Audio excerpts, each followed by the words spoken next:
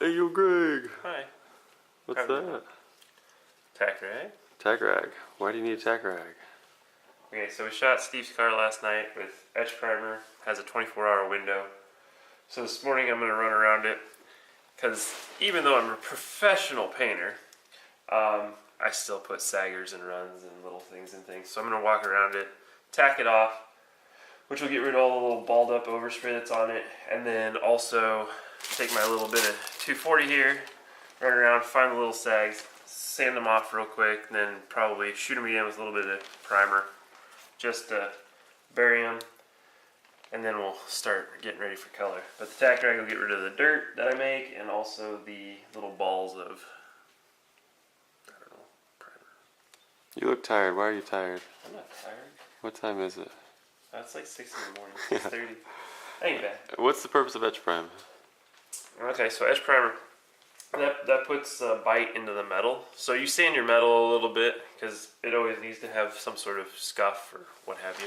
So anyway, you sand your metal, but then you need something to really bite that metal. And so etch primer has an acid, I believe, in it. And so it goes in, bites onto the metal, and then that gives you your adhesion for your next layer of primer, paint, whatever. In this case, we're going straight to paint because I am not going to prime and sand all that. That sounds terrible. Do you have to sand primer? Yeah, unless you're going like back to back. Like it would be your time window, and then you better be spraying your color on top. And when you say metal, you're talking bare exposed metal. Bare exposed metal. For etch primer. For etch primer. Should you probably go straight to top coat? Probably not. But in this instance, it'll probably be fine because it's going to be interior, engine bay. There's something else I was going to say about etch prime, but I can't remember what the hell it was. It's green? Yeah, usually it's green. It's olive drab? Man, what was it? It was really... if I think of it, I'll mention it later. But It's not high build? no, like you can still see my weld. It's perfectly fine through this stuff. If you want a glass paint job, you use... You would prime it and you would block it and a high build yeah, primer. use a high build primer after this, and then you'd let it dry. Then you'd block it out or sand it out. Wet sand it. Then you'd probably start trying to put color on. But in this instance, it just makes sense not to kill ourselves too much. So. And our fancy dancy, this might be what, like our third or fourth garage paint booth. Yeah. So this is probably our shittiest looking booth, but our best functioning. Best functioning for sure. Last night spraying this was... Yeah, there was pretty. almost no overspray in here the entire time I sprayed, which usually my eyes are completely bloodshot by the time I leave because I've had so much solvent, so much chemical in them. But last night I walked out of here, felt fine. Well, Didn't stink. have a bunch of coverage. Yeah, stink on the outside of the booth was really minimal. Yeah, usually It was really moving it out of the leaking out of the holes shop. and stuff. But yeah, our setup is, I think we decided last night about $15 worth of materials to make the booth. Yeah. So it's, I think, about 2 rolls of 1.5" tape. Well, let's be fair. It's probably slightly more than 15 because the plastic and tape is worth 15. Oh, There's 2 sorry, filters. yeah. And then this is kind of the key. We'll probably add another one maybe before we get going today, but just 2 standard furnace filters for our draft. Cheapo ones. Yeah, just cheapo ones. So there are air in port, and then at the garage door, we shut the garage door down on them. Sort of close, yeah. Yeah, like close to the top. It's completely shut now, so we'll set it up in a minute. Yeah, and then we just mask the plastic up to the fans. And in the past, and I don't know if we will today, but we've put filters on this side as well just to catch some of the, if it's really color. The outgoing. Yeah, the outgoing color as it goes out. But yeah, for your draft to be formed, you need, air in, air out, and then if it's moving efficiently enough, it'll suck out all the overspray and paint, stuff like that. What happened last night as well, which it actually did help us out, along the floor we had a little bit of like air space below the plastic when the vacuum forms in here with the air moving. And that also is moving air away from the floor straight out. So yeah, we got maybe what, six 9x12 0.7 mil rolls of plastic making the walls and the ceiling, and then luckily it's a 3-car garage, so we could move. We could bellow it out a little bit more. Yeah, we could use the runners for the side garage doors, and then the middle door that this bay is, it's still functioning. And yeah, then just some tape to seam it all together. We had some other stuff hanging up there that we would put some rope around to make our frame, quote unquote frame, because it just doesn't need to be anything crazy. But yeah, overall function of this is best yet, so it's pretty cool. Okay, so Greg had his thought. yeah, Greg remembered what it was. Bing. Yeah. The other reason for etch primer is it's actually serving as corrosion protection. It has zinc in it, and so it'll give itself up. It'll be the sacrificial metal, or whatever you want to call it, as things wear on and say you start to chip or whatever. It'll stay stuck to the metal, and then it'll actually slowly break down versus like the paint top coat, which will break down pretty quick, being like months, you know. This will survive a little bit longer and give you a little bit more time to get it recoated, basically. So that's the other point to etch prime, is to adhesion and then corrosion protection. And if you were doing a garage paint job and you had the same number, I'm gonna say if you're gonna do a quality garage paint job, you're gonna spend $600 to $800 on materials. God, If and you're they doing only go up, man. If you're doing Like, a full paint, I don't think we've ever spent less. This time around is lucky because we're not doing a full body color and all yeah, that, and with all the clear coat and everything. I work in a paint shop, and luckily they had some stuff they were throwing away, so I was like, I'll take that. And so And I it got was 2 gallons of gray paint. It was the so, color and everything we were looking Yeah, for. so we got really lucky there. Usually that never happens. But let's say you're doing a garage paint job. Yeah. Where do you spend your money? Do you buy top of the line PPG House of Color or whatever DuPont Okay. paint, or Okay, so me and Steve, we usually use the cheap stuff. I'm not gonna lie. That thing, my green car is shot in Omni originally, and then I went to Nason, which is O'Reilly's. Well, okay, so Nason changed names. It's now Exalta. But so usually we just use the less expensive stuff because we're not just real trying to quick, do time a out. color match. Omni was PPG's lower brand, right? Yes, yes. So okay, so Omni is PPG's second brand. Like, it's probably 5-year-old technology or whatever they call it technology. Why? I don't know. It's their old formulas. It's their Toyota, and PPG's the Lexus. Yeah, basically, you got the Cadillacs and the Chevys, but so anyway, so usually we use Omnis and the Nasons just because it's really expensive. Color's where you spend all your money, honestly. Reds are generally more expensive because they take more pigments, but your cheaper colors, I don't even remember anymore. I want to say black. There's like almost no pigment in that. But nobody shoots a black car because they're usually pretty wavy unless you're like going to town. So anyway, it really depends on, like, if you're trying to match, like say you got a minor fender bender, I would definitely try to shoot for a top of the line Exalta, PPG, Spesecker maybe makes paint. I know they make clear. I'm not sure on the whole paint, but Sherwin-Williams. You know, then that's when you want to pick your top of the line stuff because your color match will be a lot better. With the Omnis and Nasons, their color matches are not as good with the lower lines. They are close, which I think because I shot that with Omni and then I shot it with the Exalta Nason paint. That's why they both match, because they're both just a little bit. They're not going to have quite the. Oh man, what do you call them? It's like if there was pearl in a paint, your pearls aren't going to be as much, or it's not going to cover as good. Like coverage in the lower lines is usually a big issue too. The higher lines have better hideout, better coverage. better blendability.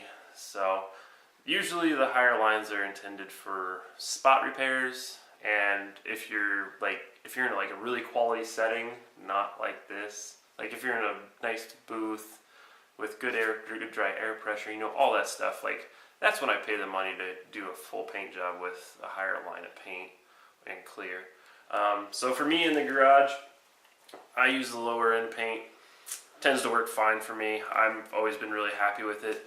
This green on Steve's car when we originally shot it was actually a really hard paint to paint. It was the lower line, but it was really thin, and so you had to put down a lot of coats. So you had to have a really even base coat. Omni, right? It was Omni, yeah. So, but if you're saying if you're doing a full color on your car, garage paint job or whatever, then if it's full one color, you could do Omni or Nissan or something a little bit cheaper, because the car is going to be just that one color. Yeah. You're not matching color. No, exactly.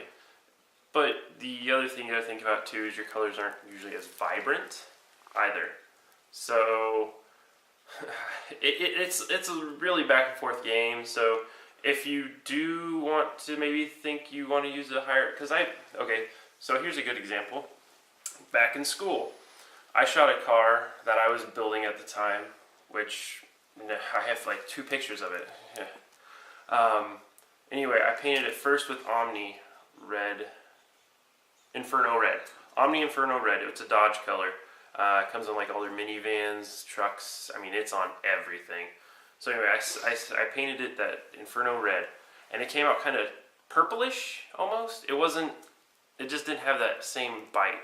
So anyway, we ended up having paint issues, so we moved away from that, and we actually shot it with PPG, and it was like a night and day difference. It had like golds in it, and the red was really deep, and just everything changed in the color. So you want to look for that. Like if you're gonna have an interesting tri-coat maybe, or something like that, I would definitely go for a higher line. You'll notice it in the end, but you also pay for it in the beginning. Yeah. But anyway, so like in garage paints, where I would say spend your money a little bit is you're going to notice your prep time, obviously. So if you take your time, do your body work, then you're going to be a lot happier with yourself. But then the other thing is like shoot your color, and then go when you start to put on your clear, like you're going to have more dirt than normal. Or well, I usually don't, but you know, I've done this a few times. Surprisingly, I usually have fairly clean paint jobs, but you're going to have like issues of little contaminants and dirt and stuff like that fall in. So if you can afford more clear, so you can put on like a 3rd coat, that'll give you a coat or coat and a half to buff off. And so that'll give you a lot better quality finish in the end, because you'll get rid of those nibs and fuzz balls and different things like that. So that's where I would spend my money, is on like an extra coat of clear. Mixing paint. Looks a lot like primer. It's paint. The pineapple. I saw that for the first time the other day. Pineapple pen. Really? Never saw it, yeah. Yeah, that was the biggest thing in Japan ever. So it's stupid.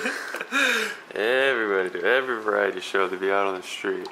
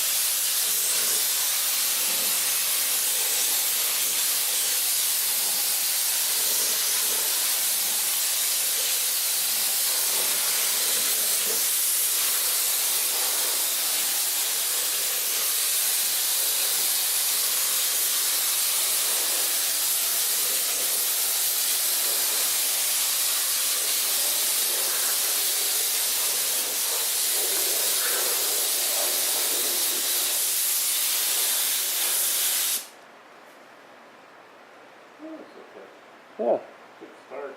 Yep. Finally got paint on the car, and here is the final result. Kind of did it in stages.